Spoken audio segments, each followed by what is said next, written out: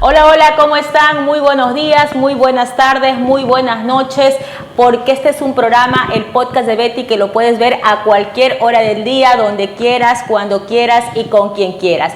Hoy tenemos un nuevo programa, un nuevo podcast, y ¿qué creen? Tenemos un invitado especial, muy especial, el más querido de Guaquillas, le dicen. Vamos a ver qué es lo que nos cuenta en esta gran conversación, en este gran podcast que vamos a tener con él. Él es nada más, nada menos que William Iñaguazo Macas, un hombre pues entregado a los caminos de Dios, un hombre que fue padre aquí en la ciudad de Guaquillas, uno de los personajes muy queridos. Sé que es filósofo, es una persona que da consejería familiar, de pareja, a la juventud. Bueno, que ha tenido una trayectoria en la ciudad y que la gente lo conoce quizás más que yo. Hoy tenemos con nosotros a nuestro querido invitado, el señor William Iñaguazo Macas. Bienvenido, padre, a este programa Podcast de Betty. Muchas gracias, muy gentil. Realmente estoy muy contento de poder formar parte de este pequeño espacio para darnos a conocer un poquito, sobre todo ya entrando a la Semana Mayor, ¿no? Que es importantísimo la reflexión de esta semana. Así es, así es. Sí, estamos celebrando una de las fechas muy importantes, que la gente a la larga lo ha visto así como que ya la Semana Santa fue reemplazada por otro tipo de actividades de feriado, pero aquí vamos a hablar, ya vamos a ahondar un poco más acerca del tema. Antes de pasar a hablar acerca de ese tema muy importante para la Iglesia Católica, queremos conocer un poquito del padre William. Cuéntenos algo de su niñez, de su infancia, dónde nació, dónde creció. Bien, yo nací en Machala hace 51 años, ahora el 23 voy a cumplir 52. Ya 52. Y como dicen que en abril se puede comer pescado y no torta, pues yo un pescado frito por lo menos. Bien, ahí vamos a anotarlo para celebrar su cumpleaños. Bien, yo estudié en Machala, nací en Machala, estudié en la Escuela Francisco Javier Trujillo número 5, ¿ya? Y luego en el Colegio Nacional 9 de Octubre, que justo la semana anterior estuvimos cumpliendo 33 años de graduado. ¿Ya? Y de ahí fui a estudiar al Seminario Mayor San José en la Universidad Católica de Quito durante 7 años, más un año que es la praxis que tenemos nosotros que hacer.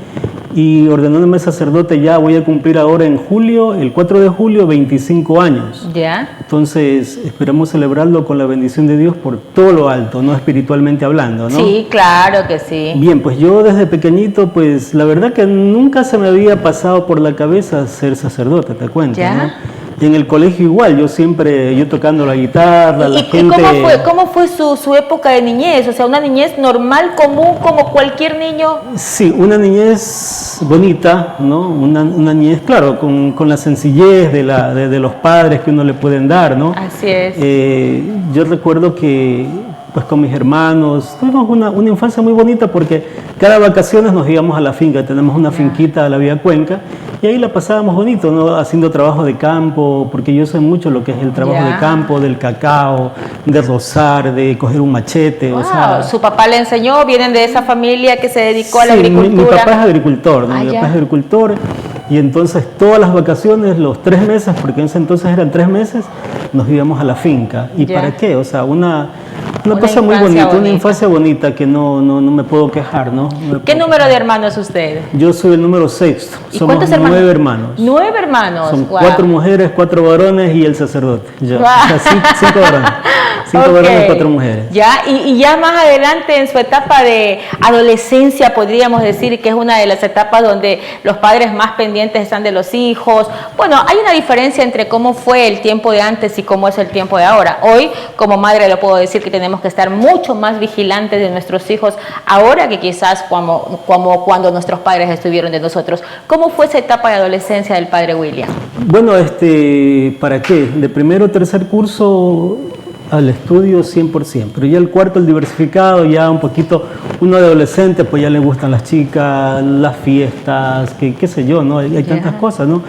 Y sobre todo que aprendí a tocar la guitarra, siempre me llevaban a todos lados a serenatear, a pasarla bonito, a pasarla rico, ¿no? Yo por aquí... Una adolescencia normal. Normal, sí, y correcto. El padre William en esa etapa de adolescencia se enamoró, conoció esas maripositas en el estómago ahí. Pues claro, es algo muy normal, todo joven, yo creo que todo joven tiene tiene sentimientos y sobre todo pues uno va despertando, ¿no? Esa adolescencia, el gusto de la otra persona. Entonces sí, o sea, es algo muy normal en todos los jóvenes, ¿no? Algo muy normal. Qué hermoso, porque a veces la gente dice, bueno, es el padre William, él siempre fue así, siempre quizás sintió esa inclinación por el sacerdocio, pero conociendo ahora en este programa nos damos cuenta de que el padre William fue una persona normal, común, como cualquiera de nosotros, que pasó sus etapas de la vida como lo pasa cualquier ser humano. Así es, claro, porque hay jóvenes que tienen la vocación o digamos la idea desde la escuela o desde el primer curso, pero no, a mí en último año, porque conocí un compañero que era catequista, él me fue inculcando, motivando y a formar parte de grupos juveniles, entrar a la confirmación, porque, o sea, digamos, no es que no se me había ocurrido, pero no era mi preocupación, ¿no? Mis padres también, pues, ellos son muy católicos, pero sin embargo, claro, ellos nos ponían en la confirmilla, pero no era como una necesidad mía. Como un sentimiento, así que uno va a veces por obligación, porque el papá te dice, tienes que ir a la confirmación a hacer la primera comunión. Exacto, pero ya con este compañero que tenía una perspectiva de irse ya perfilando a ser sacerdote, él fue el que me fue involucrando. Y te cuento algo, como una anécdota. Este chico fue a pedirle al obispo para que irse conmigo. Y el obispo, como me conoce, yo vivo a 2 cuadras de la catedral. Y me conocía bien el obispo y dice, no, William no se va porque él es muy relajoso. ¡Wow! No ¿Era relajoso, William, en su adolescencia? No, de hecho, claro que sí, ¿no? Como todo joven. Sí, entonces, bueno, a la final consiguió que yo me vaya, ¿no? Para hacer hay un introductorio que uno hace. Porque no es que uno ya se va y se queda, no, nos hacen pruebas psicológicas, nos hacen pruebas de estudios, hay una serie de pruebas que uno tiene que hacerle una valoración en una semana. ¿No? Como toda carrera que se va a iniciar desde la seriedad y la responsabilidad. Exacto. Y la anécdota viene aquí. El chico con el que nos íbamos a ir nunca se apareció.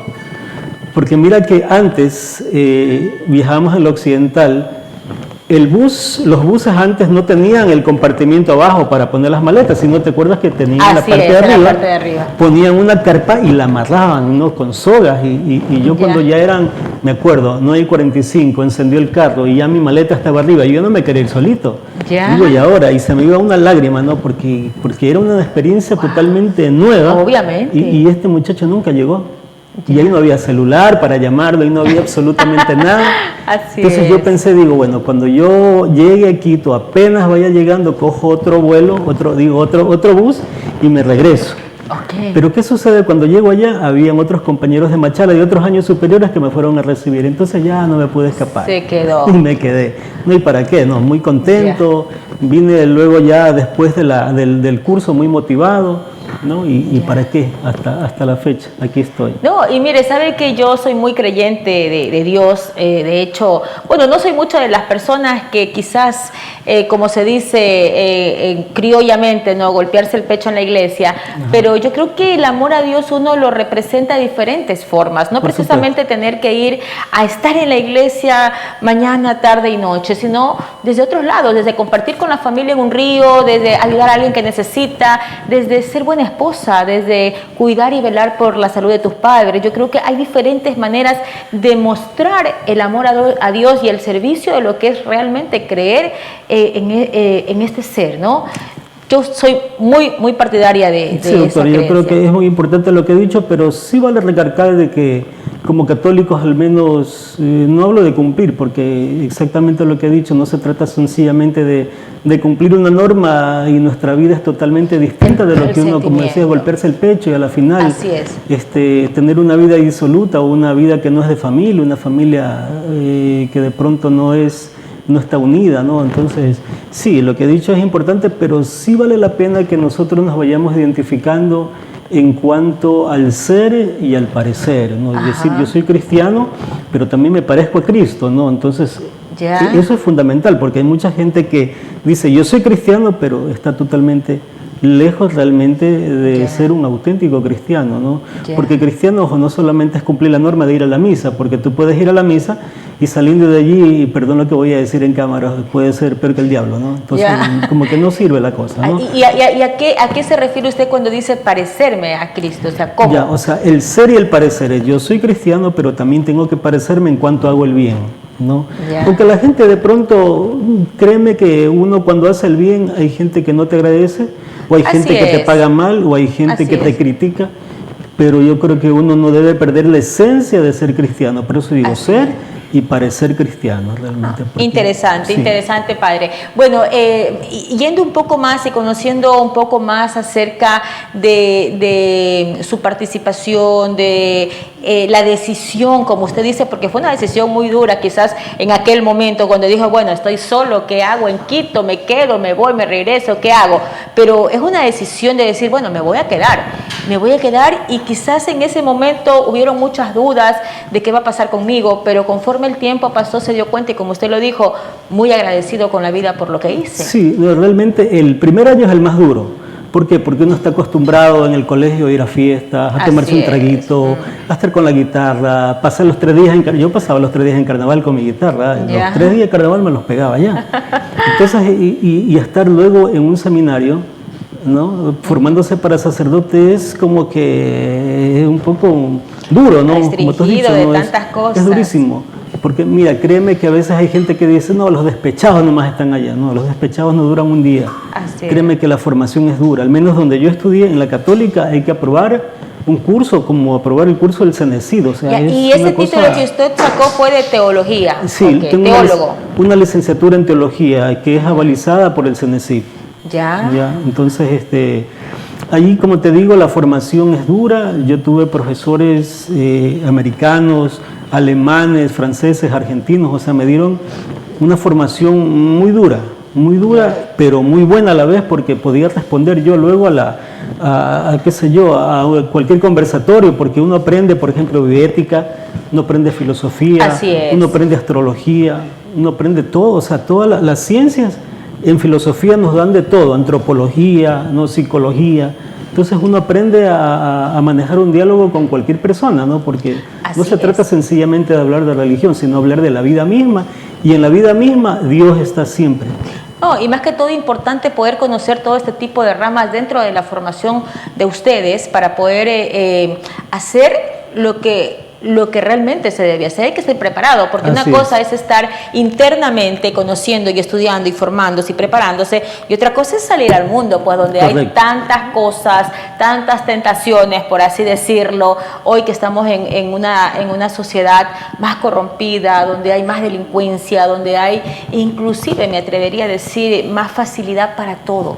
O sea, la sociedad se brinda para que pasen muchas cosas que a la larga terminan afectando a la vida del ser humano, y si ustedes no están preparados, quizás fortalecidos y con dominio propio para poder enfrentar, chuta, o sea, muchas cosas pudieran pasar en el camino. Por supuesto, uno tiene que responder a todas las exigencias que el mundo te va pidiendo, ¿no? O sea, y uno no se puede sencillamente quedarse allí, o sea, uno tiene que seguirse formando. Por Así ejemplo, a mí es. me gustaría, por ejemplo, sacar una maestría, ¿no? Ya. En antropología o en psicología, en alguna cosa, ¿no? que me sirva, y sobre todo la orientación de la familia. O sea, uno tiene que seguirse formando constantemente, porque el mundo te va exigiendo siempre, ¿no? Uno no Así puede es. quedarse con los conocimientos que uno aprendió en la universidad, sea en la rama que sea, no solo en la Así mía, es. sino en todos los aspectos, ¿no? Entonces yo creo que uno tiene que responder a la exigencia del mundo. Así es. ¿Y cuándo nace el verdadero amor por el sacerdocio, padre? ¿Nació cuando empezó la carrera, nació cuando terminó la carrera o nació en la práctica? Bueno, mira, hay una pregunta, ¿no? ¿Un sacerdote nace o se hace? Yo diría que las dos. ¿Ya? Hay algunos que nacieron y hay otros que nos hicimos en el camino, ¿no? Ya. Porque realmente yo sí pensé retirarme algunas veces cuando estuve ya en plena formación. Ya. Pero retirarme, ¿por qué? Porque, bueno, hay cosas que no te puedo decir así, ¿no? Ajá. Pero uno se topa con casos, con cosas muy terribles en la iglesia, ¿no? Así Entonces, lo primero que uno dice, no, yo aquí no sirvo para esto, ¿no? Pero en cambio hay compañeros que te dicen, no, a ver, si tú no te quedas, en cambio le dejas el camino libre, como a la tendencia que tú quieres, como quien dice, mejorar, ¿no? Porque Así es. siempre en toda institución tenemos tendencias. Así Siempre es. hay tendencias y yo creo que es bueno y es positivo que las haya, ¿no? ¿Por qué? Porque se mantiene el equilibrio de fuerzas. Así es. Entonces, por eso yo, pensándolo bien, dije, no, yo me quedo para poder formar realmente un equilibrio de fuerzas, porque no se trata sencillamente de decir, no, yo veo que esto no ha sido lo que yo esperaba, me voy. No, uno tiene que hacerle la lucha. y en todas las ramas, en todas las Así es, áreas. en todo Hay aspecto. muchos profesionales que se gradúan en las carreras normales universitarias y nunca ejercen, porque quizás no fue lo suyo, quizás lo hicieron por obligación, o quizás nunca les gustó esa carrera y después dicen, no, es que soy un profesional frustrado. Y no es eso, sino que a veces nos equivocamos en el camino y escogemos el camino equivocado. Pero como te digo, o sea, como te mencioné anteriormente, no, la gente dice, no, los despechados que están ahí, no, los despechados no duran. Hay que tener fuerza, No, pues, para estar ahí. supuesto. Y una fuerza... Es una disciplina. Así es, una disciplina. Hoy no, para mí eso es realmente Como algo... el cuartel, por ejemplo, te digo, ¿no? Así es. A ver, yo me levantaba a 4:30 de la mañana para la ducha. Si me levantaba a las 5 ya no tenía agua caliente. Entonces, 4:30 era levantarme, dejar armando mi cuarto bien, dejar mis cuadernos listos. A las 6 de la mañana, dependiendo del día, misa u oración. A las 7 de la mañana desayuno y luego salir volando a la universidad. De la universidad tenemos hasta la 1, luego hay que regresar al seminario, almorzar y enseguida deporte, porque el deporte es fundamental en la vida de formación de un sacerdote, el deporte. Así es. Entonces, después del deporte enseguida las duchas y arreglar toda la casa.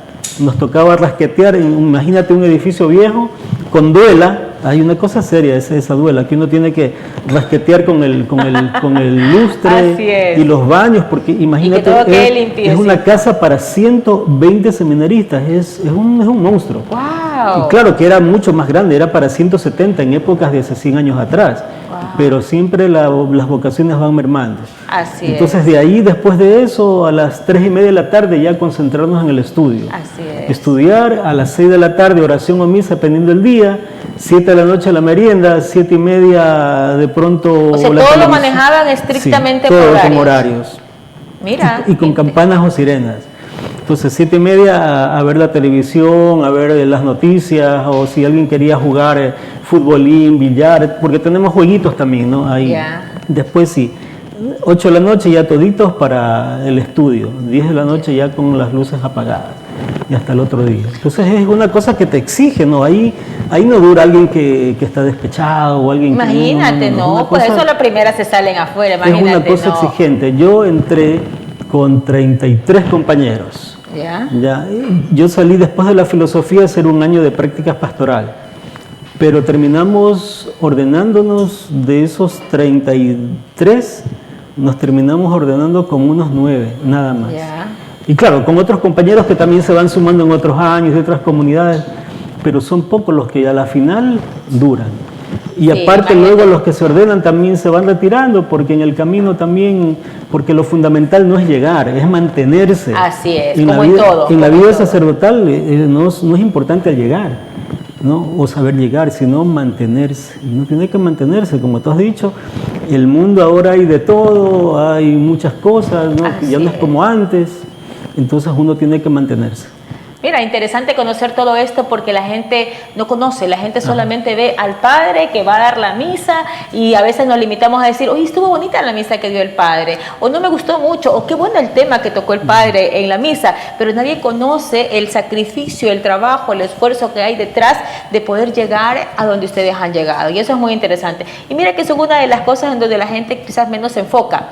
La gente está más en las redes sociales, enterándose de lo que pasa, de la delincuencia, de que lo mataron, pero el tema católico, como que primero la gente solo se limita a escuchar la misa y después que muchísimos como yo, que desconocía todo este trámite para poder recibirse como sacerdote, y es muy interesante que la gente pueda conocer, porque quién quita que alguien que nos escuche a través de las diferentes redes sociales me diga, me interesa y quisiera poder seguir los pasos del padre William. Muy interesante.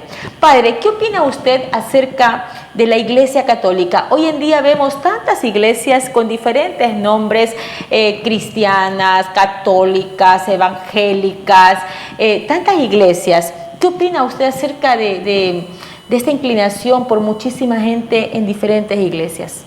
Bueno, a ver, ese es un caso muy peludo, ¿no? Para conversarlo, porque es muy amplio el tema, ¿no? Bueno, nosotros fundamentalmente, la Iglesia Católica, venimos de los primeros tiempos, de Jesús que formó sus 12 apóstoles, ¿no? Y luego de los 12 apóstoles, pues ya una vez que resucita el Maestro, todos estos discípulos que en un primer momento son miedosos, porque recuerda que en la cruz solamente hay un discípulo. Así es. Los demás están escondidos a puertas cerradas por miedo a los judíos y al Imperio Romano. Así es. El Imperio Romano dominó las 3/4 partes del mundo en ese entonces conocido y sabía castigar a los pueblos conquistados, y la cruz era el peor, ¿no? Ya. Por eso es que verle al maestro crucificado, ellos huyen, tienen miedo. Ya. Pero cuando el maestro resucita, ¿no? Y se aparece a los discípulos y les da los signos de la resurrección, las huellas de los clavos, el saludo, entonces ellos ya, y con la venida del Espíritu Santo, ellos ya no sienten miedo y ya no les importa morir y sacrificarse por el maestro y por la palabra de Dios, y de ahí van haciendo. Imagínate que los romanos, para castigar a los cristianos, los ponían en el Coliseo romano, Ya. donde soltaban los leones, y los cristianos, en vez de salir huyendo, ellos rezaban, oraban y decían, bueno, ¿y estos que están locos? Dice, si están los leones ahí tienen que salir corriendo. Ellos no, ellos oraban, ellos esperaban algo. Ajá. Entonces había muchas conversiones al respecto. Los mismos romanos que eran testigos de eso se convertían, dicen, no, este es el verdadero Dios, no el que tenemos nosotros. Y entonces Ya. ahí originaba conversiones, se originaban las primeras comunidades, y de ahí va saliendo todo lo que es el engranaje de la iglesia. Ahora, la iglesia, las demás denominaciones religiosas, ¿no? Bueno, lastimosamente parten desde Lutero, ¿no? Desde Lutero, desde la Reforma, ¿no? Ya. O sea, no son iglesias históricas, por así decirlo, ¿no? Otra cosa es la iglesia ortodoxa, los mismos judíos, que ya son religiones ya importantes, y que son Claro. religiones históricas. En cambio, Yo tuve la oportunidad de estar bueno, verán, con todo el respeto para los amigos o las personas que nos están viendo, porque tendrán también su... Así o sea, es. yo tampoco estoy, digamos, criticando al respecto, ¿no? O sea, pero yo creo que no hace falta salirse de la iglesia católica para lograr una conversión, porque mucha gente dice, yo cuando era católico era borracho, era esto. Digo, no hace falta, o sea, porque yo al menos en la misa no le he dicho a nadie, a ver, vamos a hacer un curso un curso de borrachos, o vamos a tomar el... Claro, o sea, desgraciadamente la gente es libertina, ¿no?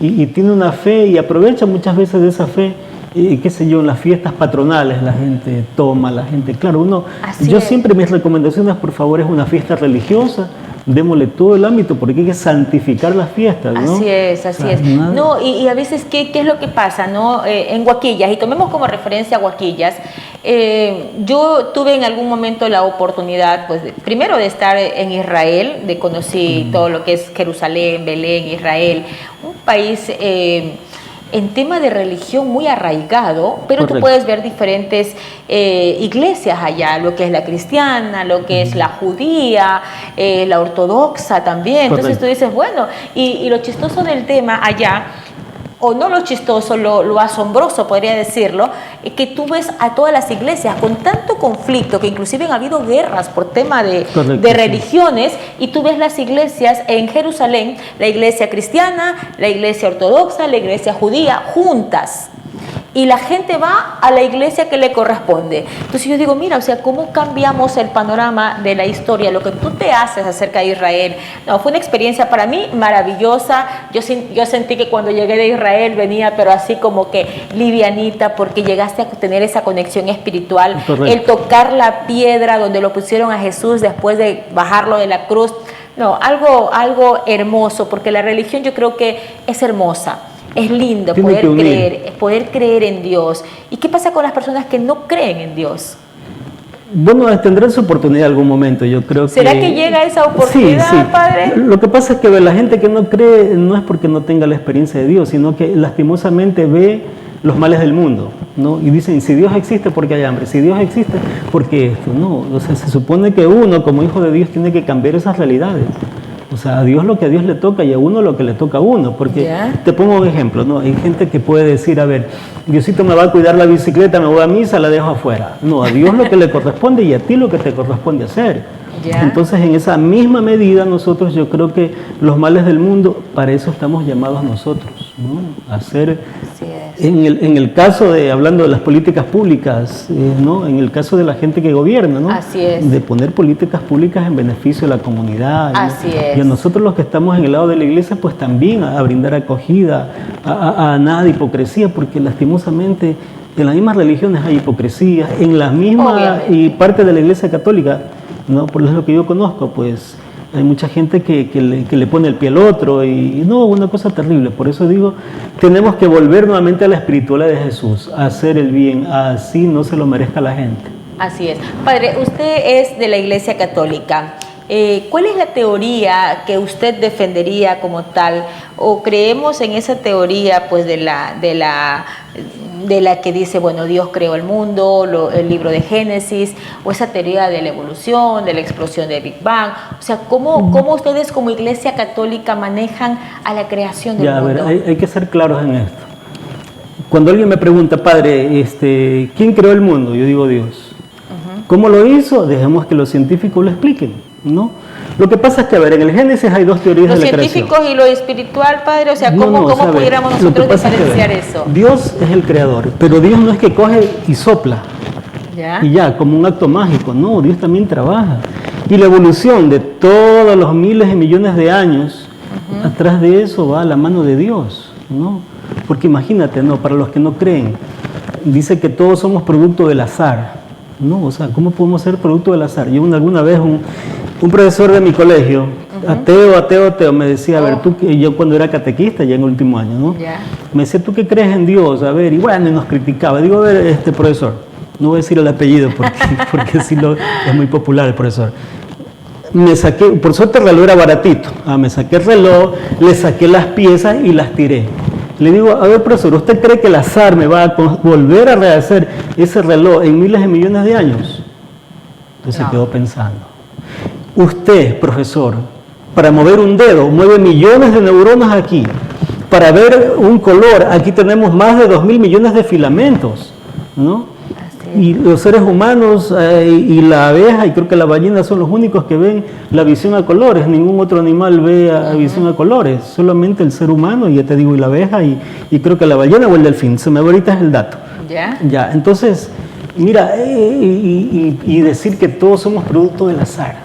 No, o sea, atrás de eso hay una evolución, pero con la mano de Dios, ¿no? Porque lastimosamente a veces los curitas tenemos la culpa de no explicar. Así es, tenemos la culpa. Eso, así es. Porque yo siempre le digo a mi gente, sí, Dios nos crea, pero recuerda que, la Biblia no es una cuestión científica, es un libro de fe, donde allí fundamentalmente en el Génesis dice que Dios es el creador, pero como te dije hace un momento, ¿cómo lo hizo? Dejemos que los científicos nos expliquen a través del Big Bang, a través de las épocas de glaciación, donde se fueron saliendo los pececitos y de ahí vinieron los anfibios, de los anfibios vinieron los primates y de ahí vino el Homo sapiens y hasta nosotros. O sea, es una evolución. Es una evolución. Pero que atrás está la mano de Dios. O sea, nosotros, al menos yo nunca voy a enseñar que nosotros venimos sencillamente de que Dios sacó una costilla y la formó Eva. No, o sea, eso solamente es un ejemplo, ¿qué te digo? Retórico, nada más. Es un ejemplo para decir que Dios está atrás de todo esto. Así es. Y yo siempre digo, pero perdón, algo más. Conexión. Son géneros literarios, nada más. O sea, no es una cuestión de ciencia. Un género literario es sencillamente un ejemplo, nada más. ¿Por qué? Porque el pueblo de Israel está tomando las cosmogonías de los pueblos vecinos, ¿no? De los mesopotamios, de los egipcios, de los griegos, y todo eso, ese conjunto de cosas es lo que ellos luego colocan en los escritos. Claro que hay gente que dirá, no, pero eso es palabra de Dios, sí, pero recuerde que Dios inspira, pero el que escribe es el hombre. Pongo un ejemplo más claro. Si hoy Dios ordenara, bueno, no es una herejía lo que voy a decir, pero es solo un ejemplo. Si Dios dijera ahora, hagamos un nuevo evangelio, lógicamente que tú para hacer un nuevo evangelio vas a tomar redes sociales, vas a tomar el internet. Ya no sería lo que uno acostumbró a leer en nuestros antepasados. ¿Por qué? Porque tú estás viendo, el autor sagrado está mirando su realidad, su entorno. Es otra realidad. Entonces ahora es otra cosa, te tomas un café, pones en el microondas, te lo tomas, ¿no? O sea, ya... Imagínate ponerte a escribir eso en la actualidad. Te pones en una computadora, te pones, y claro, y por supuesto que claro, que Dios no va a decir eso, que va a un nuevo evangelio, pero te estoy poniendo el ejemplo de que van a aparecer algunos elementos que van a parecer raros con los antiguos escritos, ¿no? Obviamente que sí, muchas cosas han cambiado, quizás también las interpretaciones que se den desde la diferencia, el diferente criterio que tengan los padres, los pastores o las personas pues que tienen inclinación y que dicen, bueno, vamos a formar una iglesia acá y la interpretación es así. Puede que a veces por una cosa que cambian, las personas captamos otro mensaje. Y es que hablar de Dios es tan maravilloso y es un tema tan amplio que nos pasaríamos horas y horas hablando acá. Pero yo siempre rescato algo que es muy importante cuando decimos, yo creo en Dios y cuando yo muera, yo quisiera morir sabiendo que hay un Dios, a morir sin creer que voy a encontrar algo después de la muerte.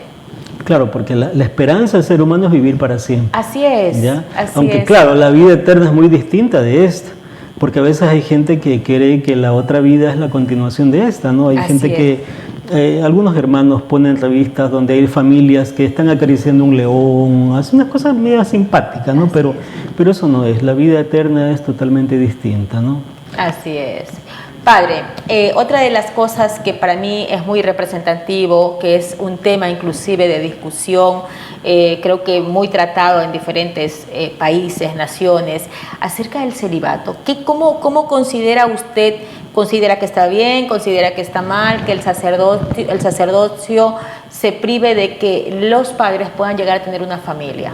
Bueno, ese es un tema peludo también, ¿no? un tema muy difícil de analizarlo, pero yo al menos, ¿cuál es mi criterio personal, no el de la iglesia? En mi persona, yo no me casaría. Si el Papa dijera, a ver, mañana se casan, yo no me casaría. En primer lugar, porque, a ver, un sacerdote necesita estar libre de familia.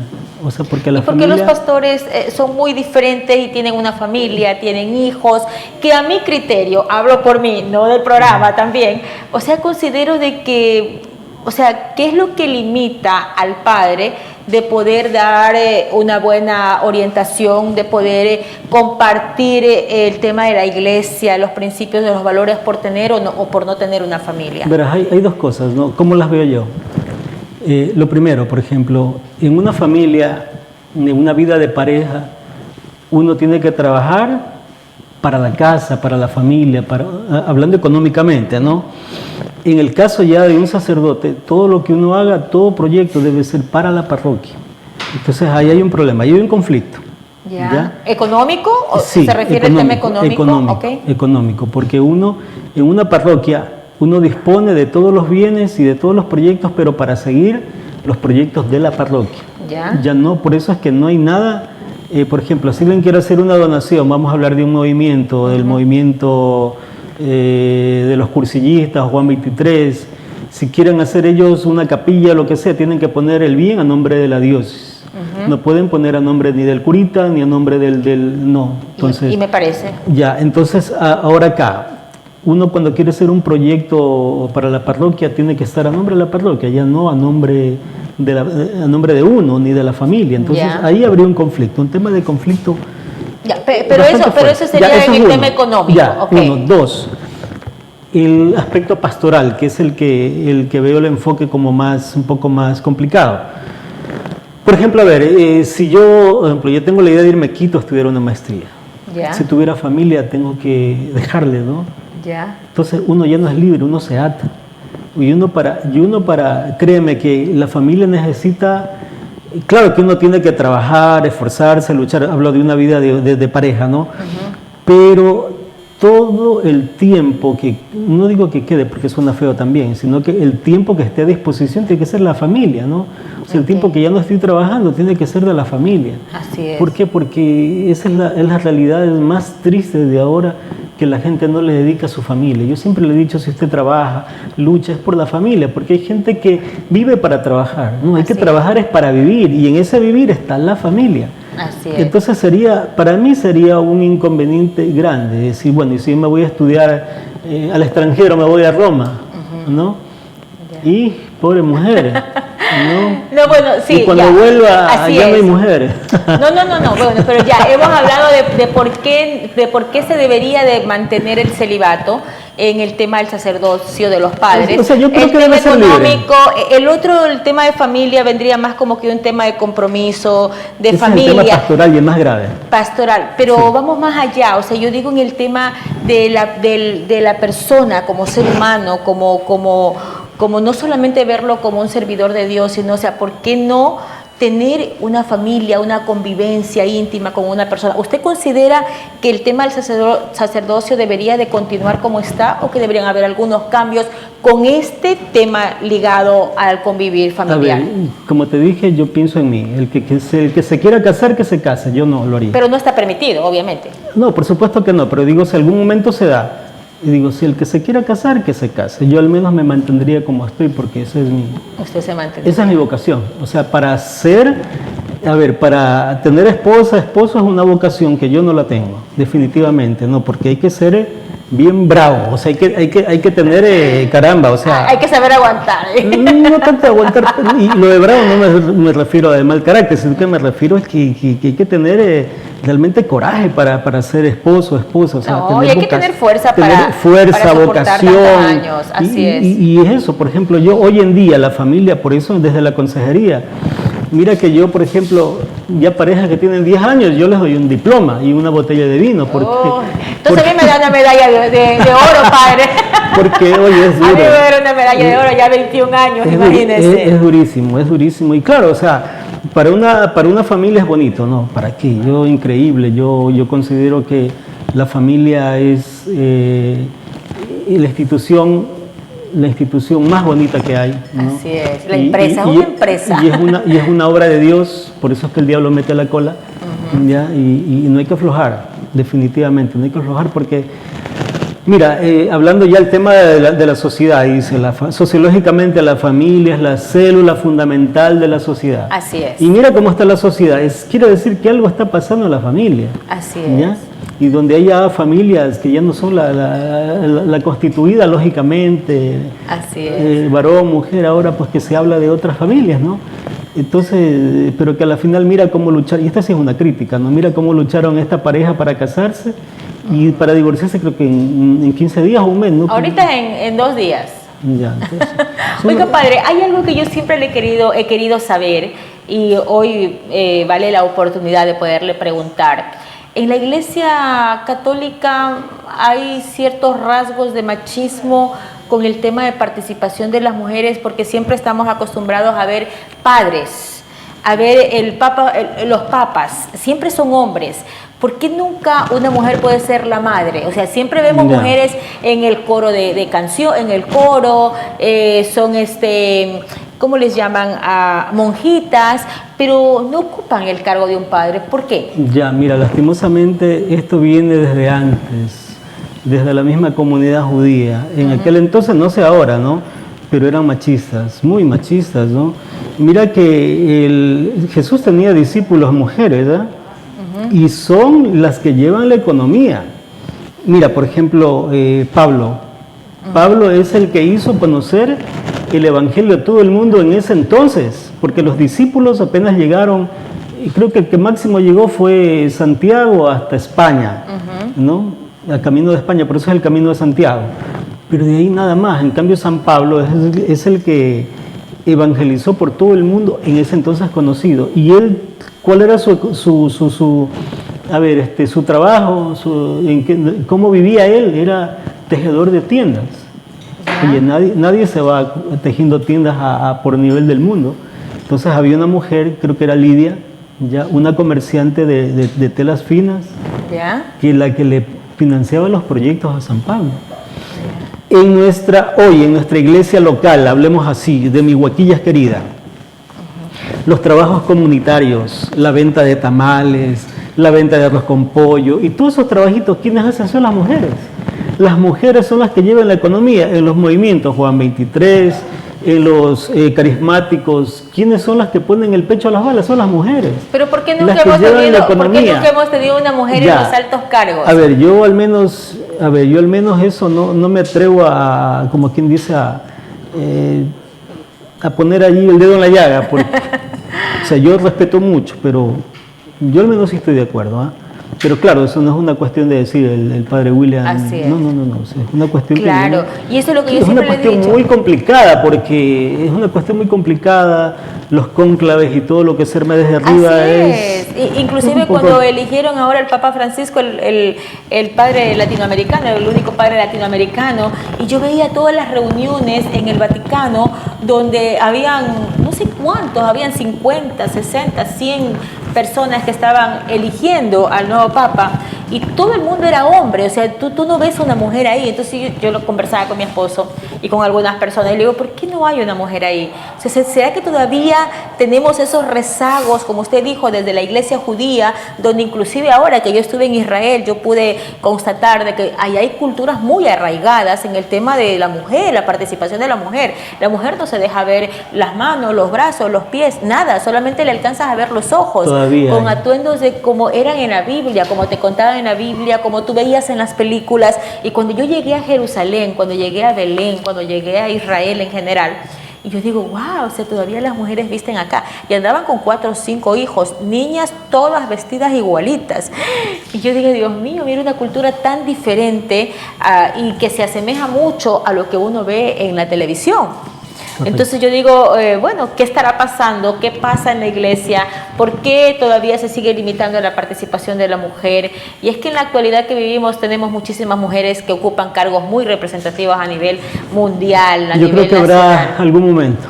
¿Llegará ese momento? Yo creo que sí, pero llegará. Vamos a ver, esperemos de que sí sea, porque sería muy importante poder ver a una mujer que no es que vaya a romper las costumbres de la Iglesia Católica o la creencia, sino más bien como un principio de igualdad. La mujer es más organizada. Así es, como usted dice, la mujer se encarga de hacer los tamales, de la economía, porque obviamente las mujeres somos mejores administradoras que los hombres, me atrevo a decirlo, sí, no, está bien, pero no vemos la participación en la Iglesia. Esperemos de que en algún momento se empiece a dar eso. Esperemos. Así es.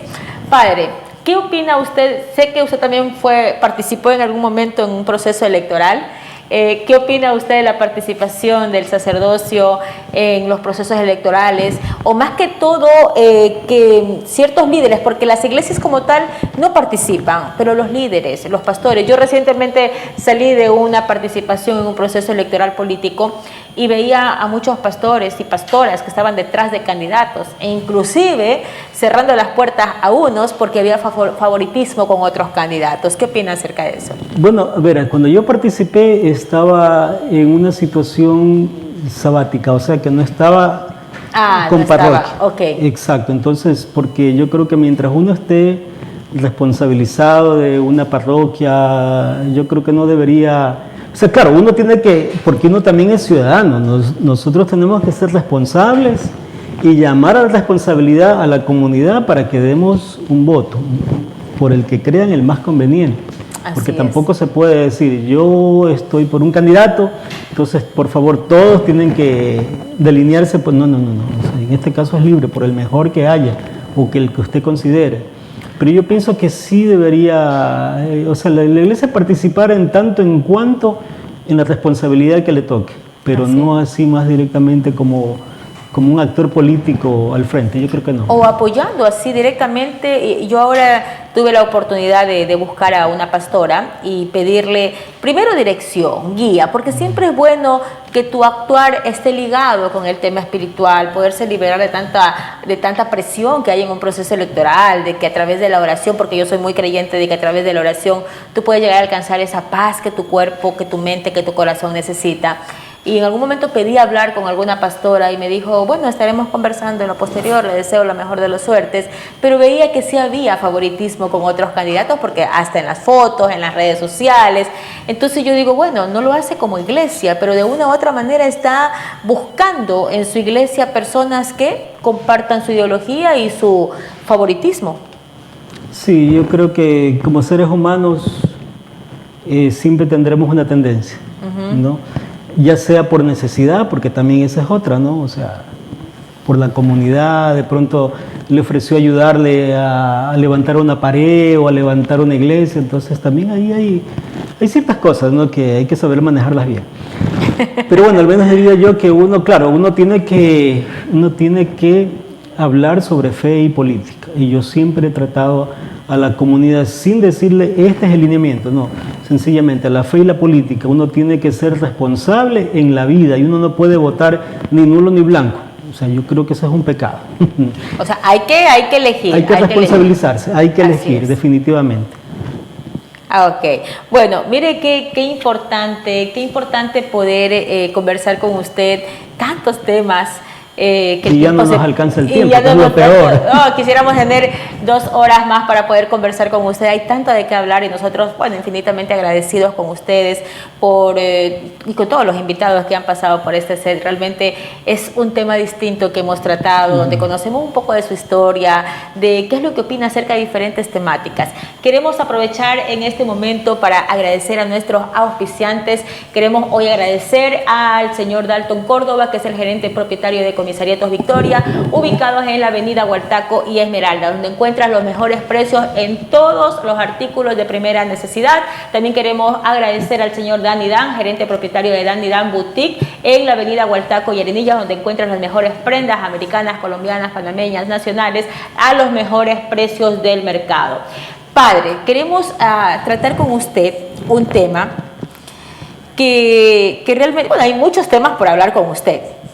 Usted actualmente ya no está en la iglesia, ¿verdad? No está ejerciendo. Ahorita no ejerzo en parroquia, pero sí ejerzo como sacerdote. Estoy en mi consejería familiar. En estos días estoy esperando una respuesta del nuevo obispo porque le presenté una carta en la cual quisiera retomar mi vocación. ¿Por qué dejó la...? Bueno, ese es un tema que hay que conversarlo largo y tendido, por temas administrativos, ¿no? Por complicaciones también que se dieron aquí en Huaquillas, por situaciones un poquito de fricción dentro de las comunidades, dentro de alguna gente que estaba acostumbrado a manejar proyectos económicos y no les para la mano. Y cuando uno le pone, cuando alguien se ve un poquito perjudicado, entre comillas, en sus bolsillos, ¿no? Con plata que no es para él, sino para otros fines, sobre todo comunitarios, entonces allí es cuando uno pone el dedo en la llaga y uno sale mal parado. Y eso fue lo que pasó conmigo. Pero bueno, eso de pronto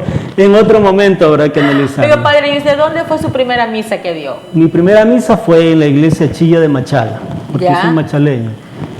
Y me tocaba dar en la catedral porque yo vivo a 2 cuadras de la catedral, o mis padres viven a 2 cuadras de la catedral, pero como tenía en ese entonces bastante amistad con unos padrecitos que estaban ahí en la iglesia Chilla, pero de Machala, ahí le di la primera misa.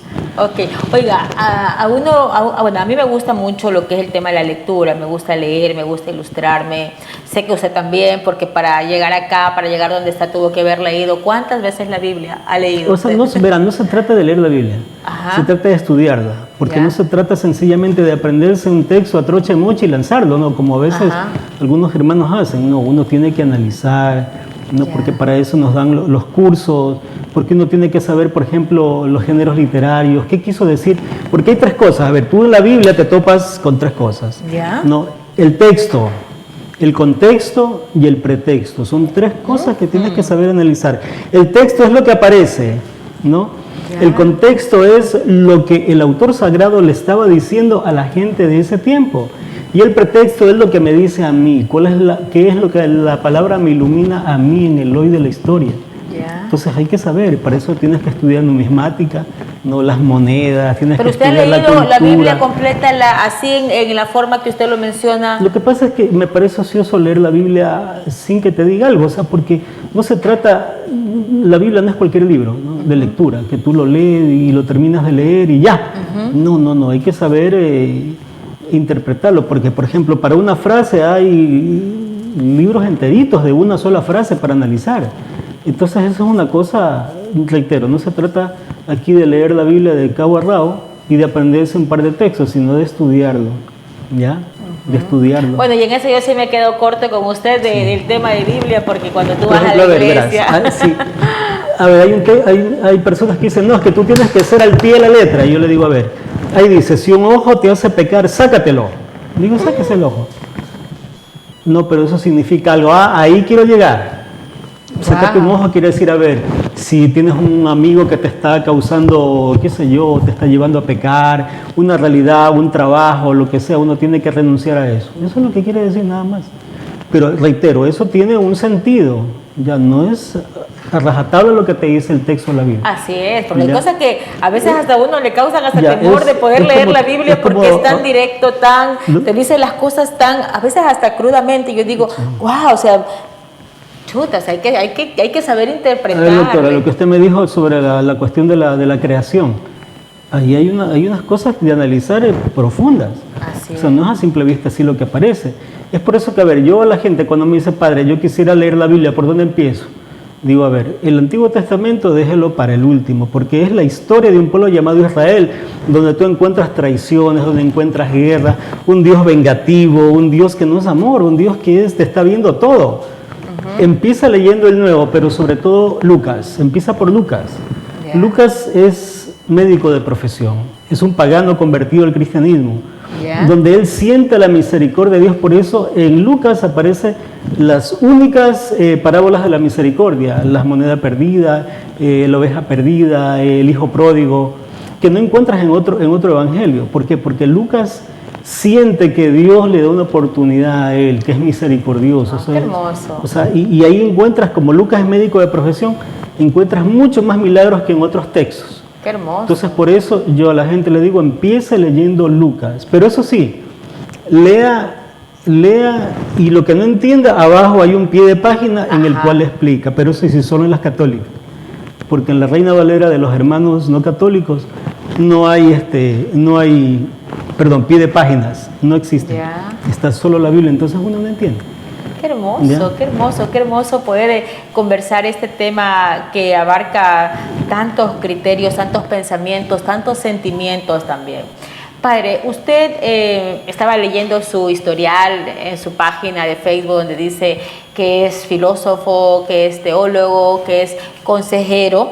El tema de la consejería es algo sumamente delicado, podríamos decirlo, y también bonito porque sabes que puedes ayudar a mucha gente, pero una mala consejería puede hacer pedazos la vida de una persona. Sí, lo que pasa es que, ver, se necesitan dos, porque si solo hay uno, así vaya el otro. Porque el otro puede ir sencillamente porque pero lo ese obligaron. es el problema, o sea, de que siempre va el que necesita, y el que no necesita, que está en el pecado, en el libertinaje, en la fiesta, en la farra, o sea, no le interesa ir. Yo entonces, necesito los dos para dar una buena consejería. ¿qué pasa cuando no va el otro? Le doy algunos lineamientos que tiene que hacer, ¿no? ¿Ya? Pero ahí es como uno tiene una mesa y le falta una pata, o sea, realmente sí se puede dar unas directrices y todo, pero necesito los dos. Porque si hay dos que quieren hacer un replanteamiento de la vida, bendito sea Dios. Pero si solamente es uno el interesado, ahí no hay mucho que hacer. No, o ahí pasa que cuando tú buscas ayuda, la persona, siempre por lo general, la que busca ayuda es la que está afectada. En muchos de los casos, la persona afectada dice, bueno, voy a buscar ayuda porque no soporto, o sea, esta prueba que me tocó vivir. Pero llega el punto en donde tú sientes que luchas sola y que la otra persona no está, o que no le interesa, porque cuando están en esa etapa no les interesa conocer más allá. Menos ir a una consejería. Por supuesto. O sea, porque es como que le van a poner el dedo en la llaga, como usted lo dice, y esa gente no quiere. No le gusta. Entonces, no quiere. ¿qué pasa cuando las personas dicen, padre, ya no necesito su ayuda porque ya reemplacé este vacío con otra cosa, con otra persona, con el baile, con que, a ver, voy a probar que lo que mi esposo fue a probar y después dice, bueno, yo no voy a volver a la consejería? O también otras personas que dicen, bueno, ¿sabes qué? Te entrego mis pruebas a Dios y que seas tú el que tenga que hacer las cosas. Entonces, yo por lo general le doy un seguimiento, ¿no? Pero sí que yo veo que realmente la persona está interesada también, porque a veces hay personas que, claro, como por ejemplo yo no cobro, eso es algo voluntario. Si la ¿No gente cobra quiere, la asesoría? No. Wow, no eso sabía. es si es que la gente quiere aportar con algo, porque a veces hay que ayudar, créeme que a veces yo más bien ayudo. Sí, así es. Porque un consejo no tiene un precio, jamás, no debería. Y ayudar a alguien, sobre todo, inclusive hay este tema de la autoestima, este tema de que las personas no estuvieron preparadas para soportar esta prueba y muchas terminan inclusive quitándose la vida por el tema de la afectación emocional. Bueno, no me ha tocado a mí ningún caso de los que sí se dan. Ya. Pero por lo general, si hay, una persona que dice, padre, ya como que la cosa no funciona, ya no quiere, bueno, yo le hago un seguimiento. Pero en el caso de que la persona quiera, como también hay personas que me hacen una cita y nunca llegan. Porque claro, como el padre no cobra, entonces les da igual. Okay. Entonces no, realmente cuando alguien está interesado, alguien busca y alguien trata de hacer lo posible para que yo les atienda, ¿no? Así es. Entonces, pero hay gente que no, como que ya se ha hecho el dolor y ahí queda. Lastimosamente tampoco puedo yo les hago un seguimiento hasta donde me permitan, y donde ya no me permiten, pues ya tampoco Así puedo. Es un poco complicado esa situación. Es un poco complicado. Padre, sí. y ahora con este tema que estamos viviendo en la sociedad, ¿cuánta afectación, cuánta desintegración familiar, todo el tema de la delincuencia? Hoy es normal, quizás se ha convertido en un tema que la gente escucha, un muerto más, normal. O sea, pero hay jóvenes que están involucrados en esta situación. Hay jóvenes que quizás no están allá porque quieren, sino porque vienen arrastrando heridas del alma, desintegración familiar, separación de los padres, o qué sé yo, tantas cosas que se pueden dar en lo interno de la familia que acarrean en esta repercusión de problemas que se están convirtiendo o que se han convertido ya en uno de los más grandes problemas a nivel nacional, que es el tema de la inseguridad, la delincuencia. ¿Cómo hace usted para tratar con estos casos así? Por ejemplo, a ver, hay que hacer un seguimiento con toda la familia. Cuando es un caso complicado, un caso, por ejemplo, de drogas, que anda algún chico, yo siempre digo, bueno, aquí no solo se trata de ver con el chico, sino con sus padres, o al menos si los tiene. No, porque el problema es de raíz, como tú has expresado, doctora, es de fondo, o sea, ahí vienen arrastrando desde antes problemas, desintegración familiar, entonces ahí hay que hacer una cosa donde toda la familia esté involucrada, no solamente es el joven, porque yo le puedo dar unas pastillitas, como quien se dice, ¿no? de aliento, de dirección, pero no, ahí hay algo que curar, algo que curar de raíz, y por eso se necesita todo el conjunto de la familia. O si no, no hay mayor cosa que hacer, solo es un paliativo nada más. Entonces ahí hay que involucrar a toda la familia. Y Oye, eso es lo complicado, porque no toda la familia quiere. Así es. Padre, ¿y será que este tema de poder ayudar a las personas tiene que ir ligado con lo espiritual? Porque le comento y le comparto desde mi punto personal y desde la vivencia.